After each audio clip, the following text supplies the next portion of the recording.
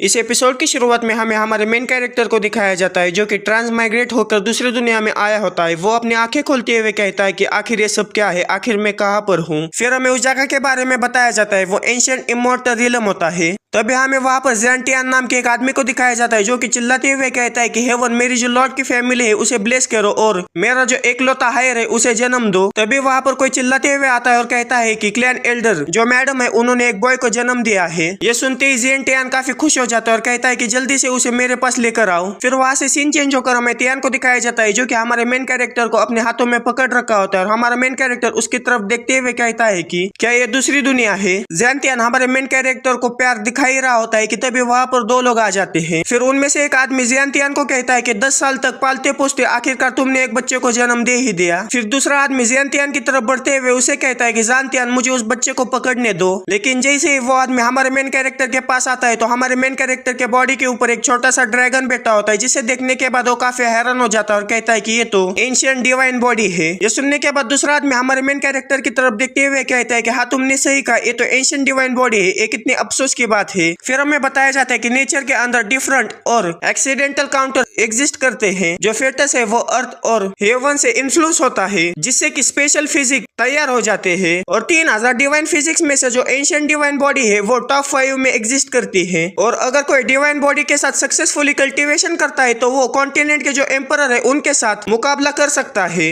हालांकि कुछ समय से जो हेवन और अर्थ के जो लॉ है वो ड्रामेटिकली चेंज हो गए हैं और डिवाइन बॉडी की जो ग्रोथ है उसे रोकने के लिए 10 जंजीरों से उन्हें बांधा जाता है। फिर उनमें से एक आदमी ज़ेंटियान के कंधे पर हाथ रखते हुए उसे कहता है कि ज़ेंटियान, हालांकि इस बच्चे के लिए कल्टीवेट करना डिफिकल्ट होगा। इस इमॉर्टल रिलम में जो हमारी लॉर्ड फैमिली है उसके स्टेटस के हिसाब से हम इसे एम्परर की तरह ट्रीट कर सकते हैं। यह सुनने के बाद हमारा मेन कैरेक्टर पूरा सदमे में चला जाता है और अपने मन में कहता है कि ना कि सिर्फ मैं इस दुनिया में क्रॉस हुआ हूँ, बल्कि मैं अपने साथ ऐसी फिजिक को लेकर आया हूँ जो कि कल्टीवेशन करने में बिल्कुल भी काम नहीं आती। क्या ये किसी मांगा के प्रोटैगनिस्ट की तरह स्टोरी नहीं है। तभी हमारे मेन कैरेक्टर के सामने सिस्टम का विंडो अपीयर होता है। उसमें लिखा होता है कि एंशिएंट डिवाइन बॉडी को पाने के लिए आपको बहुत बहुत बधाई हो होस्ट, क्या आप इस सिस्टम में साइन इन करना पसंद करेंगे। ये देखने के बाद हमारा मेन कैरेक्टर काफी क्यूरियस हो जाता है और कहता है कि क्या एंशिएंट डिवाइन बॉडी ये काफी इंटरेस्टिंग है, जल्दी से साइन इन करो। सक्सेसफुली साइनिंग होने के बाद सिस्टम उसे एक रिवॉर्ड देता है जो कि A star complete great ancient divine body होती है। ये नोटिफिकेशन मिलते है हमारा मेन कैरेक्टर का जो बॉडी है वो काफी ज्यादा चमकने लगती है और उसके अंदर से काफी ज्यादा ऑरा बाहर निकलने लगता है, जिसे देखने के बाद वो दोनों बूढ़े आदमी काफी हैरान हो जाते हैं। फिर उनमें से एक बूढ़ा आदमी कहता है कि आखिर यहाँ पर क्या हो रहा है और हमें हमारे मेन कैरेक्टर के बॉडी को दिखाया जाता है जो कि काफी ज्यादा चमक रहे होते हैं और उसके ऊपर जो 10 जंजीरें होती है वो भी एक एक करके टूटने लगती है और हमारा जो मेन कैरेक्टर है वो अपने एंशिएंट डिवाइन बॉडी को एक्टिवेट कर लेता है, जिसके वजह से जो हेवन के एम्परर होते हैं वो भी उसके सामने झुककर उसे ग्रीट कर रहे होते हैं। ये देखने के बाद ज़ेंटियान काफी हैरान हो जाता है और हमारे मेन कैरेक्टर को ऊपर उठाते हुए कहता है कि ये तो डिवाइन बॉडी फेनोमेनन है, मेरा बेटा जो ग्रेट एम्परर का बिहेवियर है उसे पोजेस करता है। ये सुनने के बाद हमारा मेन कैरेक्टर मन ही मन में कहता है कि ऐसी चीज है जिसे तुम्हें नहीं बोलना चाहिए। ये देखने के बाद उन दोनों में से एक बूढ़ा आदमी सामने आते हुए कहता है कि ग्रेट एंशिएंट डिवाइन बॉडी वो भी नेचुरल तरीके से फ्री हो रही है, मैंने इसके जैसी चीज कभी भी नहीं देखी। और साथ ही में दूसरा बूढ़ा आदमी भी हमारे मेन कैरेक्टर की काफी ज्यादा तारीफ करने लगता है। ये सुनने के बाद हमारा मेन कैरेक्टर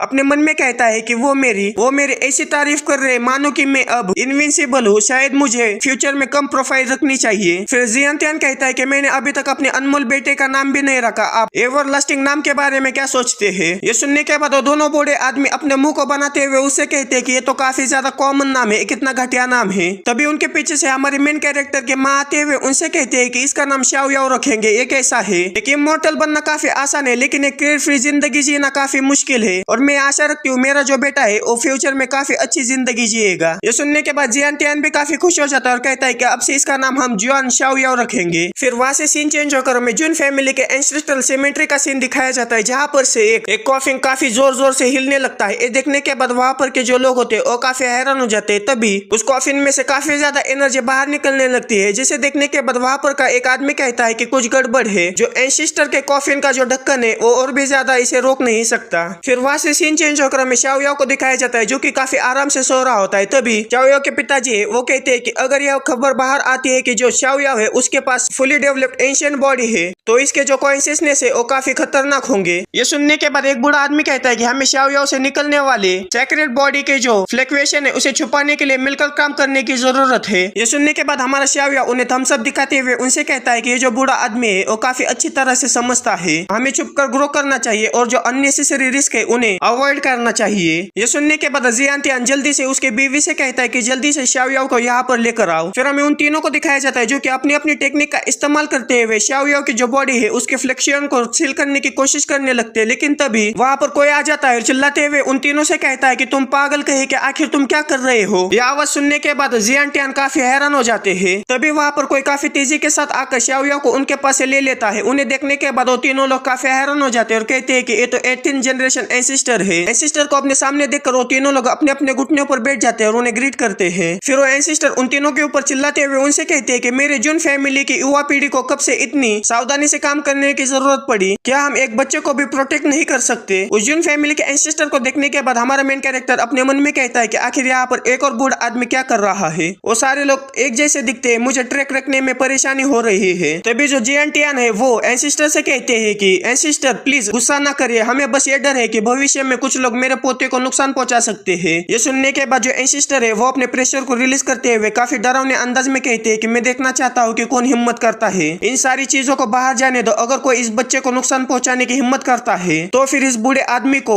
इमोर्टल वॉर शुरू करने में कोई भी हिचकिचाहट नहीं होगी। ये सुनने के बाद तीनों लोग पूरा सदमे में चले जाते हैं। फिर वो दोनों बूढ़े आदमी आपस में माइंड टू माइंड बात करते हुए कहता है कि इमोर्टल वॉर यानी कि इमोर्टल रियलम में रहने वाले लोगों ने शुरू किया हुआ वर्ल्ड वॉर है। अगर ये वर्ल्ड वॉर शुरू हो गया तो ये हेवन और अर्थ को उल्टा कर देगा और दुनिया में हर जगह खून बह जाएगा। एंसेस्टर आप सच में इस बच्चे के लिए ऐसा करने के लिए तैयार है। ये सुनने के बाद जियान तियान एंसेस्टर से कहता है कि एंसेस्टर आपका कहने का क्या मतलब है, आप इस बच्चे को पूरी तरह से प्रोटेक्ट करने के लिए मौत से भी गुजरना चाहते हैं। ये सुनने के बाद एंसेस्टर काफी डरावने अंदाज में उसे कहते हैं कि मैं ऐसा क्यों नहीं कर सकता। फिर हमें डेथ पैसेज के बारे में बताया जाता है। वो कल्टीवेशन के लिए एक्सट्रीम मेथड है जो कि डिस्कवर किया था इमोर्टल रियलम के कल्टीवेटर्स ने। इसमें कोई अपने आप को एक कॉफिन के अंदर बंद कर लेता है और बाहरी दुनिया से पूरी तरह से अलग हो जाता है। और अगर इसमें कोई सक्सेस हो जाता है तो इसका ये मतलब है कि वो कॉफिन को तोड़कर बाहर निकल सकता है। लेकिन अगर कोई फेल हो जाता है तो वो पूरी इटर्निटी के लिए उसी कॉफिन के अंदर सील रहेगा। फिर हमारे एंसेस्टर जियान तियान से कहता है कि नेचुरली ये fully developed ancient sacred body है। ये जुन फैमिली को दिया गया एक डिवाइन चाइल्ड है। इसे ग्रेटनेस के लिए चुना गया है और फ्यूचर में जो जुन फैमिली के रिसोर्सेस है और डायरेक्टली इस चाइल्ड को दिए जाएंगे और इस बच्चे को 0 सीक्वेंसेस को दिया जाए। ये सुनने के बाद वो दोनों बूढ़े आदमी काफी हैरान हो जाते हैं और कहते हैं कि क्या 0 सीक्वेंस। ये सुनने के बाद हमारा मेन कैरेक्टर कहता है कि आखिर ये 0 सीक्वेंस क्या है, क्या कोई मुझे एक्सप्लेन कर सकता है। फिर हमें 0 सीक्वेंस के बारे में बताया जाता है। जुन फैमिली फल फूल रहा है जिसकी आबादी हजारों तक पहुंच गई है। उनमें से 10 लोगों को एंसेस्टर के द्वारा सीक्वेंस दिया जा सकता है। सीक्वेंस को पोजेस करने का यह मतलब है कि कोई भी आगे चलकर जो फैमिली हेड है उसकी पोजीशन के लिए कम्पीट कर सकता है